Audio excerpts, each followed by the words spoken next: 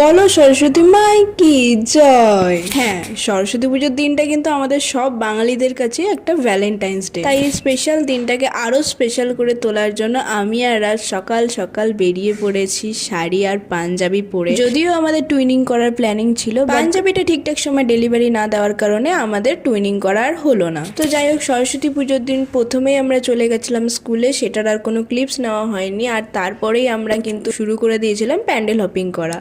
আমরা প্রথমেই চলে গেছিলাম জলের ওপরের সরস্বতী মাকে দেখতে, আর তারপরে একের পর এক সুন্দর সুন্দর অনেক প্যান্ডেল হয়েছিল, সেগুলো পরপর দেখছিলাম। শুধু প্যান্ডেল নয়, প্রতিমাগুলোও ছিল অনেক ইউনিক। প্রতিমা দর্শন করতে করতেই বেজে গেছিল অনেক বেলা, তাই আমাদের প্রচন্ড খিদে পেয়ে গেছিল। তাই আমরা ফটাফট লাঞ্চ কমপ্লিট করে নিলাম, আর তারপরে আমরা একটুখানি শুটিং করে নিলাম। আর তারপরে রাত্রিবেলা আবার আমরা বেরিয়ে পড়েছিলাম ঘুরতে। রাজদের বাড়ির কাছেই কিন্তু অনেক সুন্দর সুন্দর প্যান্ডেল হয়, যেটা আমার খুব ভালো লাগে। প্রতি বছরই আমরা ঘুরতে বেড়াই সরস্বতী পুজোতে, অনেক প্যান্ডেল দেখি আমরা।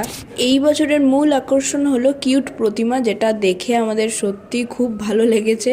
তো তোমরা কারা কারা এই কিউট প্রতিমা দেখতে গেছিলে অবশ্যই সেটা কমেন্ট সেকশনে জানাতে পারো। সন্ধ্যেবেলা ঠাকুর দেখতে বেরিয়েছি, আর কিছু খাবো না সেটা তো হতেই পারে না। তাই অনেক দিন যেহেতু ফুচকা খাইনি, আমরা ডিসাইড করলাম যে একটুখানি ফুচকাই খাওয়া যাক। তো এরপরে ফুচকা টুচকা খেয়ে আবারও আমরা একটুখানি বেরিয়ে পড়েছিলাম ঘুরতে, বাট সেটার আর কোনো ক্লিপস নেওয়া হয়নি। তো এরপরে আমাদের বাড়িতেও পিকনিক ছিল, তাই আমরা সবাই মিলে এনজয় করছিলাম। এই দিনকের পিকনিকের স্পেশাল মেনু ছিল নান আর পনির বাটার মশলা। আর মলাই কাকার রান্না কি আর বলবো, তোমাদের ব্লগে অলরেডি জানিয়ে দিয়েছি। এরপরে তাড়াতাড়ি করে ডিনার কমপ্লিট করে আমাদের শুরু হলো সেই জমিয়ে নাচ। প্রতি বছর সরস্বতী পুজোর দিন আমাদের পিকনিকটা হয়। প্রথমে নাচবো না করে পরে কিন্তু আমিও নাচতে শুরু করে দিয়েছিলাম। তো এইরকমই ছিল আমাদের সরস্বতী পুজোটা। তোমাদের যদি ভিডিওটা ভালো লাগে অবশ্যই লাইক